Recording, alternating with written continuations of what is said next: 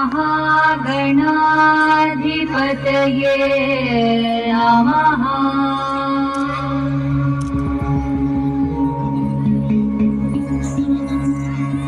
विकटोत्कचसुन्दरदन्तिमुखं भुजगेन्द्रसुसर्पगदाभरणं गजनील गजेन्द्र गणाधिपतिं प्रणतोऽस्मि विनायकहस्तिमुखम्।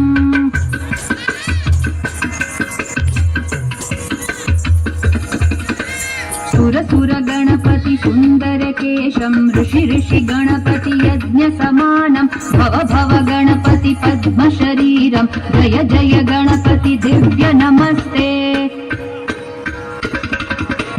गजमुखवक्त्रं गिरिजापुत्रं गणगुणमित्रं गणपतिमिषप्रियं गणपतिमिषप्रियं गणपतिमिषप्रियं। करधृतपरशुं कण्कणपाणिं कबलितपद्मरुचिं सुरपतिवन्द्यं सुन्दरनृत्यं सुरचितमणिमकुटम्।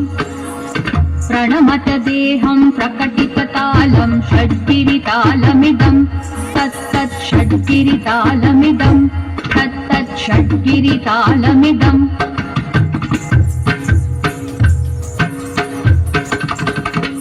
लम्बोदरवरकुञ्जासुरकृतकुङ्कुमवर्णधरम् श्वेतसशृङ्गं मोदकहस्तं प्रीतिसपनसफलम् नयनत्रयवरनागविभूषितनानागणपतिदं तत्तत् नयनत्रयवरनागविभूषितनानागणपतिदं तत्तत् नानागणपतिदं तत्तत् नानागणपतिदम्।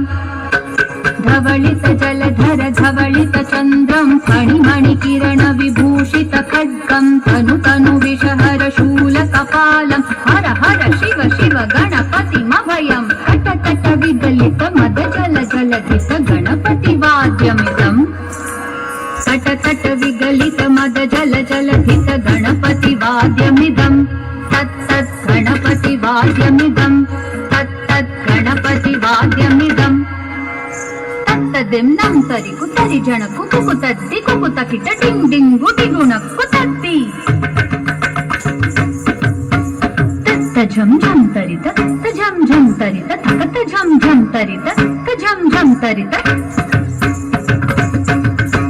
तरि दण त दण जणु त जणु दिमित किरक तरिगिडतों तकिट किरक तरिगिडतों तकिट किरक तरिगिडतों।